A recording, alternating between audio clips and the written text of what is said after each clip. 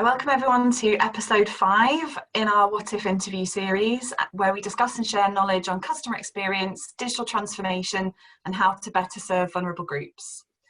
Today is the first of our customer spotlight sessions with Alex Russell-Rutherford from Wessex Water. We're really delighted to have one of our clients on the webinar this week and to hear all about their aspirations during the next 5 years, how this will affect their CSAT scores and their new reporter problem tool. For those who haven't joined us before, my name is Tracy Graham, the Head of Marketing for Mundo. We're a digital agency committed to simplifying digital experiences for everyone. So we work with Wessex Water and other regulated industries in utilities and financial services, focusing on helping your customers to do those tasks that they really don't want to do. So I'm sure we don't all wake up on a Saturday morning super excited about paying our water bill or submitting an insurance claim. And we make these experiences far easier for your customers and giving them time back to do the things that they really want to do with their weekends and their free time.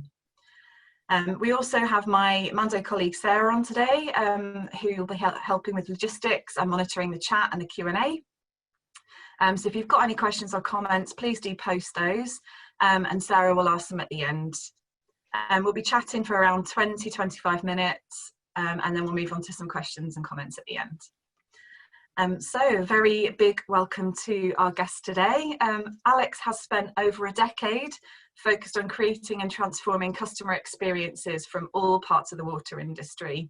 He's a previous complaint handling Gold Award winner, as well as a judge at the upcoming UK Customer Satisfaction Awards. So welcome, Alex. Hi everyone, looking forward to it. So if you could just take a few moments, first of all, just to introduce yourself in your own words, just let everybody know a bit about your background and what you do at Wessex Water. Yeah, I think you put the beginning there really well. Obviously, the background's very much in the water sector, but obsessively about customer outcome focused change, you know, whether that's affecting the culture, the execution of the experience, the deliberate moments. I'm really passionate about it. I think there's a really interesting tension when you're a monopoly or you're that utility provider where you almost have that public duty of care for your customers. And I think that comes with a slightly different set of challenges and expectations from customers as well. And that's something I really thrive on. And being that champion, it can be a lonely place, but it really makes a difference. And people really appreciate it when you make a difference in their stressful, uncomfortable times if you've really helped them. Absolutely. And it just goes back to those situations that we don't really want to be in. We don't really want to be using our free time to have long drawn out conversations with our water company. We just want to get things done quickly, efficiently, and with excellent customer service. So brilliant, thanks Alex. So I want to start off with talking about Wessex Water's aspirations for this next 5-year period, for this next AMP period. So Wessex Water's business plan states that you guys have got aspirations to be in the top 20 customer service organisations within the next 5 years, which is a pretty big claim for any organisation. Can you just summarise for everyone how you're looking to get there? Yeah, it is a bold claim to make, and sometimes you need to do that in your business plans to sort of stake a claim, really. What it all really comes back down to is about us not being so obsessed with being compared, within our own sector, because it's just not something customers ever do. We want to be seen as a really great customer service provider, that stands, proudly outside of water, utilities, whatever it is. What's really exciting is some of our peers are already making gains into that top 50 place, that illustrious league table. So they're proving it can be done. But it is subtly different. It's going to require people stepping out the shadows a lot more, having a much more connection to the customers that they serve, a stronger identity. It's not just delivering a great transaction, it's much more about that overall feeling about the company. I think you'll hear a lot of us talking in that way as well now that we've moved into this new, you might hear the word CMEX starting to appear. That's the way customer service is measured now in the water sector, but it's much more focused on that end-to-end feeling about the company, not just great transactions. And I think that's so much better for customers. Absolutely. I mean, I guess water is one of those sectors where, you know, people aren't going to compare company to company because they only ever have to deal with one unless they move areas. So, you know, obviously for companies that are in other utility sectors, it is competitive. But that doesn't mean to say that, you know, water companies shouldn't be focused on those aspirations to be in that top tier for customer service. Yeah. Absolutely. And one thing we have been talking about, as you wouldn't be surprised, with all of our guests on these webinars, is just the effect that the recent pandemic has been having on Wessex, and has that hampered those aspirations at all, or has it been an opportunity to drive some of those transformational aspects forward? Wow, that's such a big question, isn't it? And I keep hearing words like unprecedented and the new normal, and lots and lots of companies saying things like, you know, it's fast forward our transformation plans by a few years. But parking all that to one side, because all that's really relatable, is you know, how quickly we were able to spin up virtual contact centers, having never done it before, you know, which is definitely part of that bringing forward the transformation aspect, and how quickly, you know, teams have reacted and responded to it. We weren't in a position where, you know, we can stop toilets flushing and taps flowing. You know, actually the business had to keep going, and we've had to be really quick to respond and really carefully balance what we think's, you know, essential work and what customers find acceptable when they're all stuck at home as well. We found people were approaching, you know, our teams that were fixing problems out and about, and really probing them, is this really essential, you know, what you're doing? So yeah, it's really tricky. On the flip side, people have been really, really appreciative of the things that we have helped them with. You know, there's this big topic around vulnerability at the moment, which I sit on a load of other things. I'm sure lots of your attendees have been attending as well, around people finding themselves much more in their vulnerable mindset now, and really great, authentic, you know, human customer service is how we kind of break through that stigma of, oh my God, I've got this horrible problem, I don't feel important, you know. So it's really tested our authenticity around our service, and people have really rise to the challenge, you know, time and time again, hearing in customer feedback or Trustpilot reviews about, you know, actually your guy was really awesome for, you know, for me, thank you so much.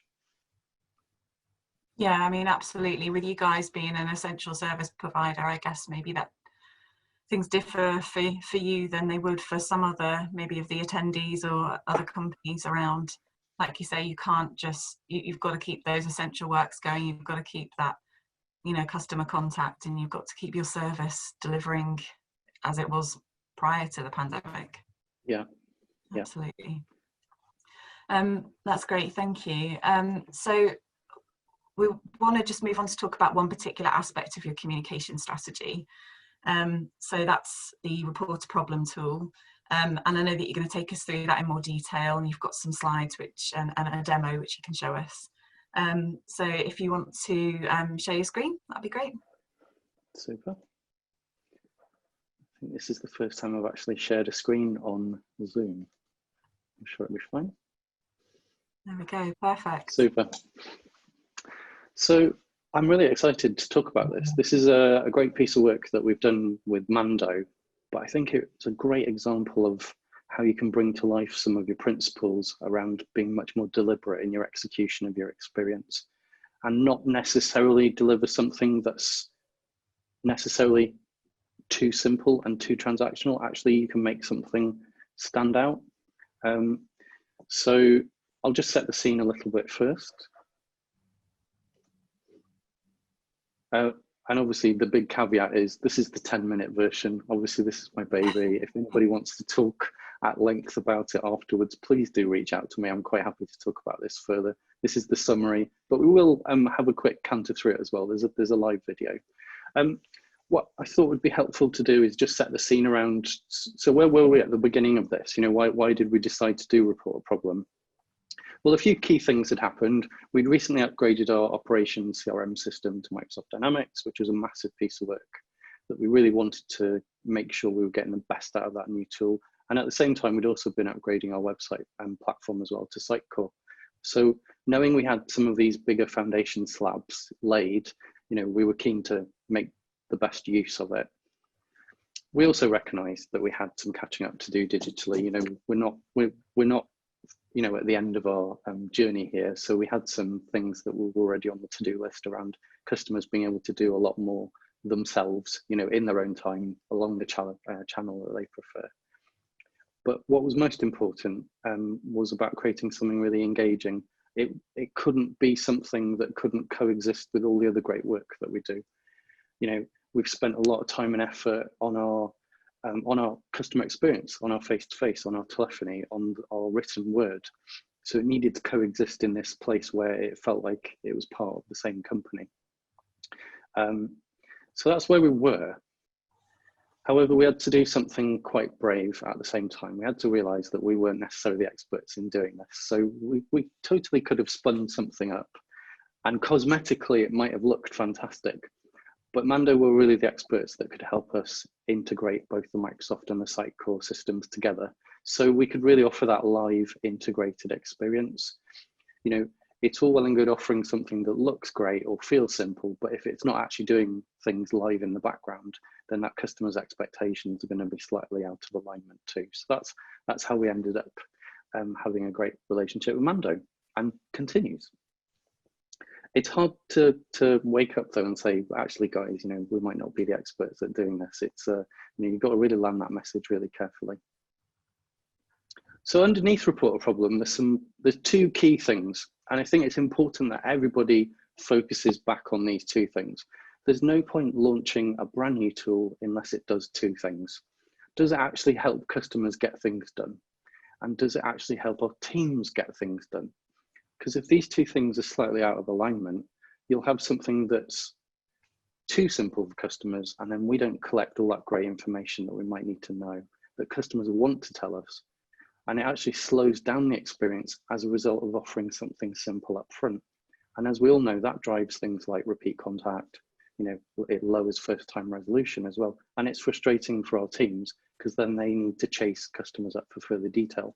So it's really important that it meets both of these things, not just one of them. You know, you see it time and time again, customers have to experience processes and systems that have companies in mind, and that's really frustrating. So you've got to get the balance right at the same time. But there's a few key facts just to call out. You know, one size doesn't fit all of our journeys.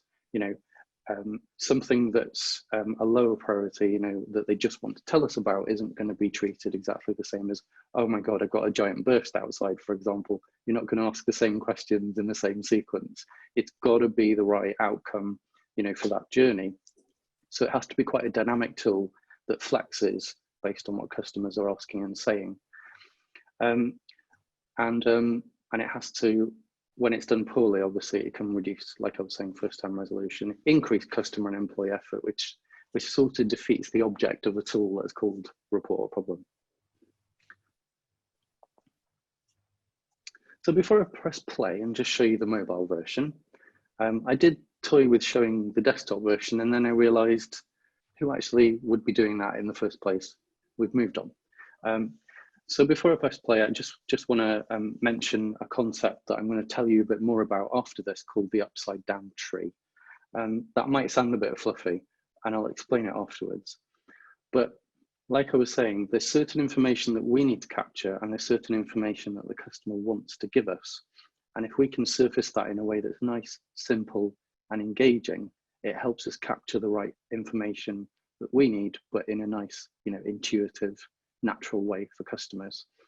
And it also helps us make sure that we're getting the best possible outcome for that type of journey that they're in. I'll tell you a bit more about it once we've had a chance just to click through. So I'm just going to play a really quick clip from the front page on our website. Okay, so nice and simple. It's on the front page, report a problem, some nice simple options, you know, with some nice simple icons where we're probing a bit more about the detail. Customers can also check back on our interactive map about the region. It's just zooming in. So they can check if the problem's already been reported or not. And hopefully we'll see that this one wasn't, so they can click no. bit more detail about the problem and the size and the scale, probing a bit more detail, and then they can give us some free format comments as well. And really importantly, they can add some photos if they really want to.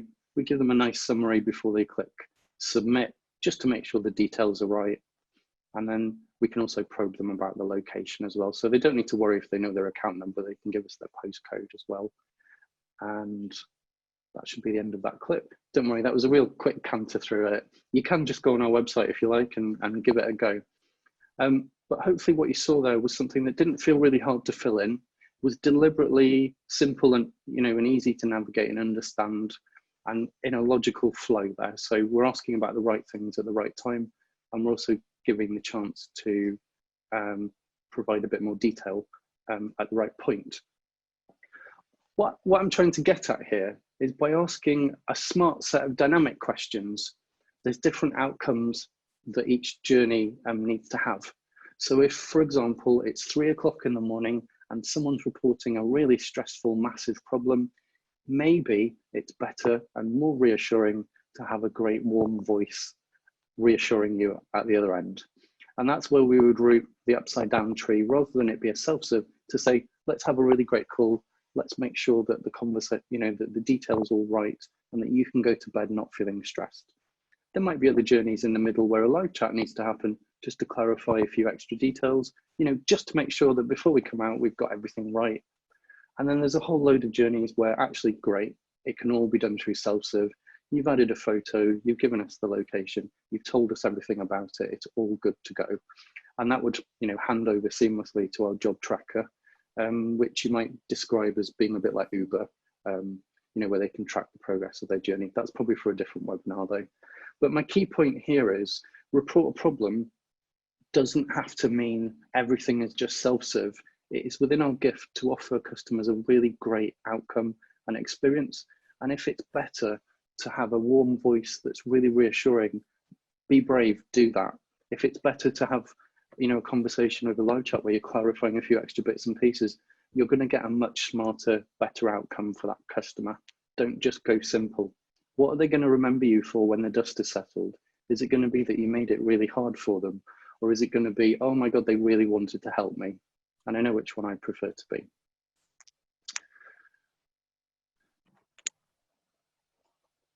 So how's it been going? Over lockdown, we've all heard this term, flattening the curve. Has this helped us flatten the curve? So I'm not going to go into too much detail because A, it's really boring and I am a nerd, but has it helped us flatten the curve? So actually, yes, there's a whole chunk of customers who before we'd even done any promotion, engagement, communication about it, that had already latched onto it and were already loving using it. It was already their first choice. So it was bridging that gap. So actually, yes, it can offset, the surge in incoming calls that you might get when there's issues out and about. What we were also doing though was listening and keeping an eye on how customers were using it, and we have made some subtle tweaks.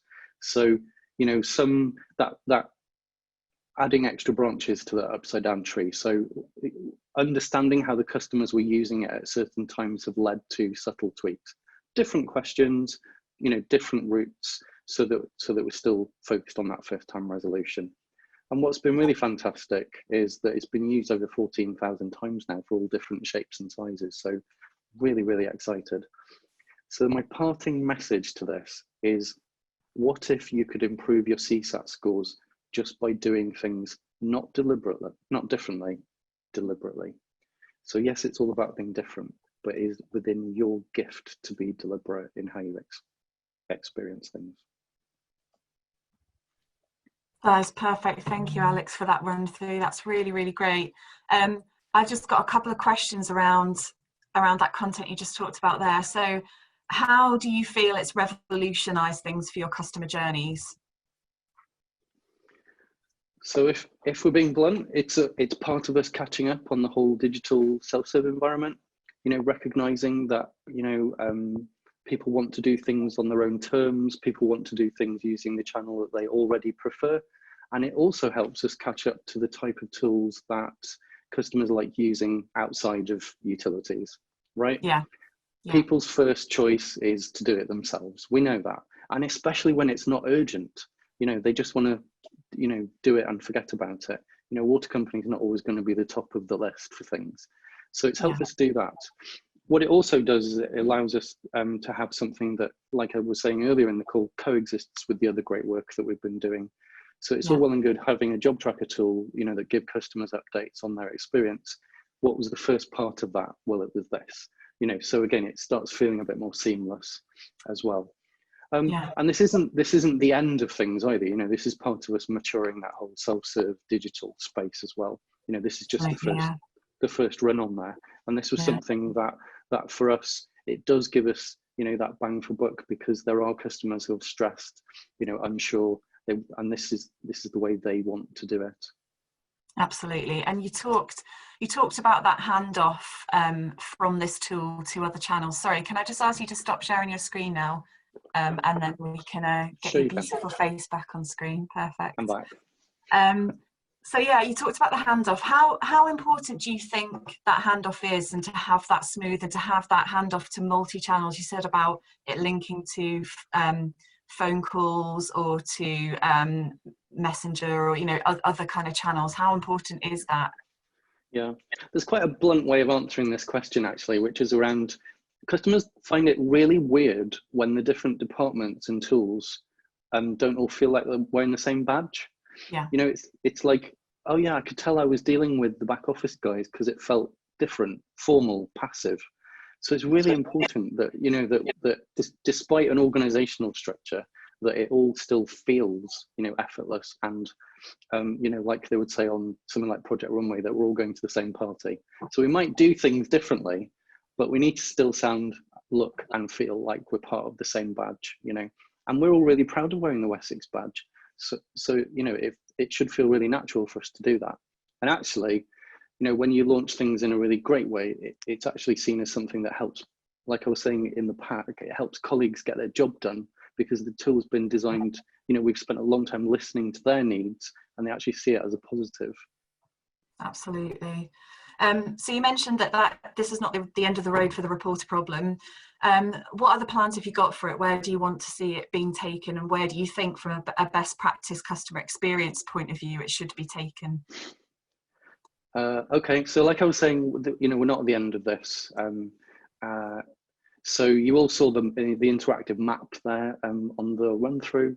We know that needs a bit of an update, and that's going on in the background. Wouldn't it be great if it was more integrated with that map, if you could just pin drop on there, if you could actually just go straight to the map and opt in and report things from there. There's a whole question around, great on the front page, but where else could this manifest as well, where a customer might already be trying to do this already. And to pull in additional functionality, like for things that have already been reported, I want to opt into an update, I want to tell you a bit more detail. It just gets richer and richer, and pushing our luck as well about what types of journeys we want to have on there. It's by no means every single thing, that a customer can do. Yeah. So we've got to find a balance there about, if we keep going, what is it that customers are actually trying to do on web, and pull that in. Yeah. As part of this longer roadmap around what we might call like my customer, the online experience too, which will come later. Yeah, and again, like you've said, it's just bringing that water customer experience up to the level of other organisations in other sectors, isn't it? Like your Amazon or eBay or Uber that you mentioned. Yeah, whether we like it or not, we are, before they've even clicked on us, they're already affected. We all are, right? By the companies that we interact with, on a regular basis. So if we're not already offering some of those fundamentals, you're already disappointed, and it already feels old-fashioned. So, it's fine for us to catch up. It's fine, for companies to not necessarily be the first. But you do have to have one eye on what everyone else is doing. Some of these challenger things that customers end up really liking. You have to find a way. So what's our version of that? Does it fit with those journeys, and finding a place for it. Like I was saying, with things like Job Tracker and stuff, we're not about to offer you the Uber experience, but there's elements of it that customers really want to know, like who's coming, are they on their way? What do I need to know before you turn up? Those types of things. Absolutely. And it's those types of things, I guess, which are going to propel you into that top 20 of customer service.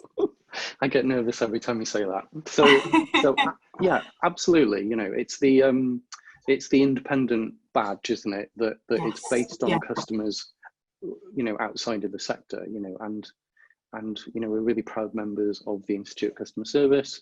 We've gone through their service mark journey, which I think I would recommend. It's quite stressful and intense, but it is that deep assessment of your culture, of your processes, of your people. So it's really revealing, and you can do so much with it, and not have to wait for the reports that come out. You know, it's really tailored towards yourself, and that almost helps you put your roadmap together of the things that you might want to consider in the future. Yeah, absolutely. So I've just got one final question before we move on to a couple of questions from our participants. You mentioned that Sitecore was a key part of your technology stack, and I know from from the past few years of working with you, Mando have helped you to migrate your sites onto Sitecore, and hopefully, well, it sounds like it's working very well for you on Sitecore. How do you think Sitecore has actually aided this tool? So I think a lot of us fall into the trap of, we'll do something in-house, we'll spin it up really quickly. We're not the experts, right? We're the experts in what we think we know, right? So sometimes, just like we did a year or so ago with the first word on our warm voice work, by working with someone who's proven, done it before, worked with the systems, you were able to come to us with suggestions and better ways of doing things that we might not have even considered, that end up being smarter and more efficient, as a result. So whilst you have to have some bravery to say, guys, we're not the experts at this, let's go work with someone who is, the bang for buck for that is actually you end up with a much more rounded, smarter solution as a result of it. It's not just Mando, it's some of the other people we work with as well, which then end up with something that's even better. Excellent. So we're going to move on to a couple of questions now. Sarah, if you just want to come on screen, I think we've got a question from United Utilities, have we? Yeah. No problem. So thank you so much, Alex. Thank you so much, Tracy. I think everyone will find that really interesting, and it was great to have a peek behind the curtain of Wessex Water. So it doesn't happen very often. We're very privileged. A question for you, Alex. Do you get many priority service registrations through the Report a Problem tool? Yeah, so priority services, obviously that's our vulnerable customer offering, is massive at Wessex. It's a big part of our DNA. It's a big part of who we are. When you're a monopoly provider, like I was saying, you have that duty of care towards your customers. Priority services, vulnerability is a massive part of that. And COVID has really reinforced that too. So absolutely, as part of the Report a Problem tool, there are steps where right at the very end, you can also let us know if you're on it or find out more about it as well. So it's not going to stop you doing it, but it's still part of the steps before you fill it in. That was just one of our mantras when we were designing it. That's also why when we looked at the animation, why the text is so simple, because we wanted it to be accessible as well. We don't want it to be too busy. It's got to be really easy. So you can zoom in and it makes it nice and simple to understand. Fantastic. I have one more question as well. So has working with Mando been a positive experience? How have they helped you transform your digital customer experience? I think I've covered some of that. I think that what I always respond best to is where someone isn't afraid to be that critical friend. So when you hear things like, yeah, it can do everything, it's an instant turn off, isn't it? Because you just know it's like a sales pitch. You want someone who's going to sort of embrace the concept and the idea, but also add value to it as well. And I do feel like that's the conversations that we have, is about, have you thought about this? What about that? Rather than it just be, yes, and we have done it, beige. It's unremarkable, and anyone else could offer that, right? You got to differentiate yourself, and that's where we do appreciate that. Brilliant. I think that's over to you, Trace. That's great. I think we've covered all the questions. So yeah, all that's left for me to say is thank you very much, Alex. It's been a wonderful half an hour, really enlightening, and I hope everybody watching has found some really good nuggets of information to take away and be able to implement in their business. And as Alex as you said, you're open for people to contact you, aren't you, if they want to talk about things in more detail? Yeah. Yeah. Follow me on Twitter, Alex Hyphen, same as LinkedIn. That's perfect. So thank you so much, Alex. Thank you for everybody who's joined us today. The recording will be sent around over the next couple of days, so you can share it with colleagues as well. So thanks and have a good day, everybody.